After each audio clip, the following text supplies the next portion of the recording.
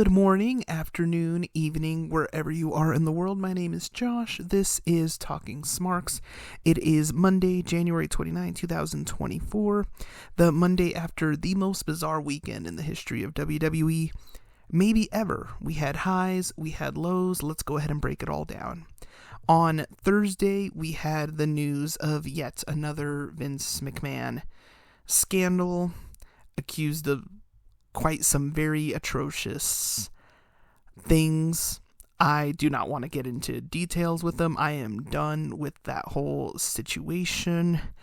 It was very gross. You can do the research. You can go ahead and take a look for yourself. Just be warned, the details are extremely graphic and they are extremely disgusting. In a very, very quick turn of events, on Friday, it had been reported that Slim Jim, who is one of the main sponsors of the WWE, has been for many years one of their big money sponsors, was considering pulling out or pausing their sponsorship deal for the upcoming Royal Rumble as a result of the allegations made against Vince. What ended up happening later on that night, it was reported in an email that Nick Khan sent to multiple WWE employees that Vince had resigned his positions within WWE and TKO. That is right. He is officially gone. Almost immediately upon this news breaking, Slim Jim said, "Oh, we're back. We are getting back in the ring at the Royal Rumble." Saturday, the Royal Rumble actually had plenty of surprises, arguably the greatest women's Royal Rumble match ever, and there have been some pretty good ones, but this one was the best. Plenty of surprises. Naomi came back. Naomi, then Trinity, now back to Naomi, is back in WWE after her infamous walkout with Sasha Banks when they vacated the tag titles and left the WWE. Mercedes Moné, now the former Sasha Banks, more than likely she's in AEW, so she's off on different pastures. Naomi is back.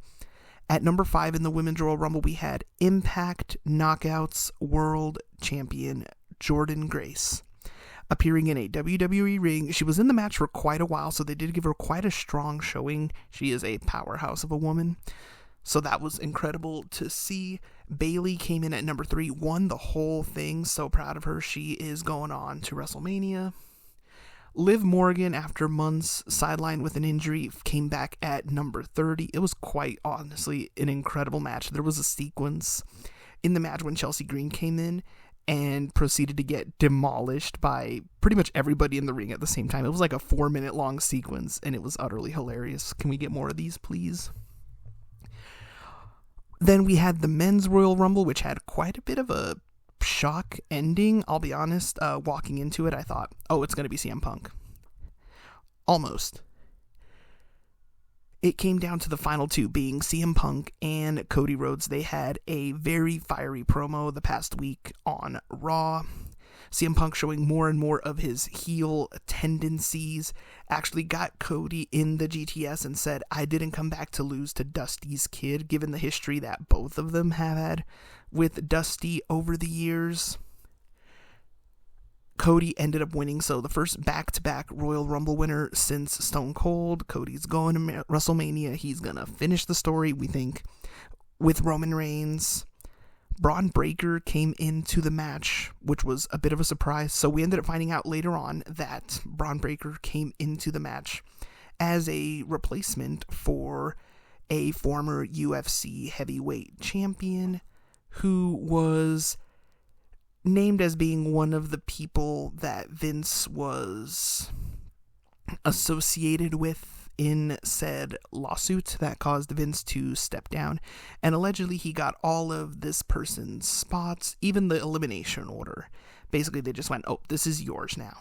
So we'll see what happens there. The press conference was also very interesting for the most part. They had, when Bayley came in to do her bit, they didn't really talk about the Vince allegations. Reporters didn't really ask her about it.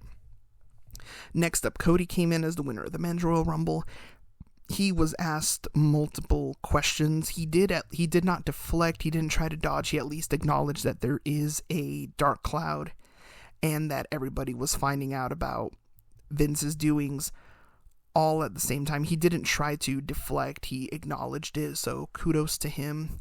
Later on, Hunter was the last portion. He did his usual breakdown of the attendance numbers, the merchandise figures, the whole 9 yards.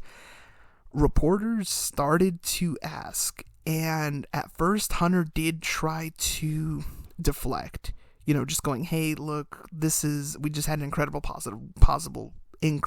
positive weekend. We had 48,000 people in Tropicana Field. Let's focus on the positives and not the negatives, and just try to deflect, and then which led to further questions. Reporters asking if he had read the lawsuit. Yes, that very, very graphic lawsuit. And he said no. Although we have multiple WWE stars who have claimed to have read the lawsuit.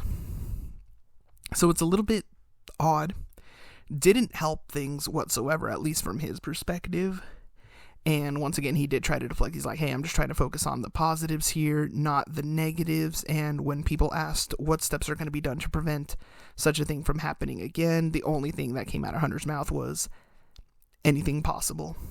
So we'll see what happens there. It really is too soon to tell. This whole affair is in its infancy. There is still rumors that Endeavor, the parent company of TKO, so the UFC and the WWE, is considering cleaning house and getting rid of anyone associated with Vince McMahon to start fresh. We don't know yet whether or not this will happen. We will keep you updated. And that was it. The most bizarre weekend in the history of professional wrestling, or at least in WWE's terms. We'll see what happens. We're not even done with January of this year, but whatever happens, we will be here. We will keep you covered. We do thank you all so much for listening, and you all have a great rest of your day.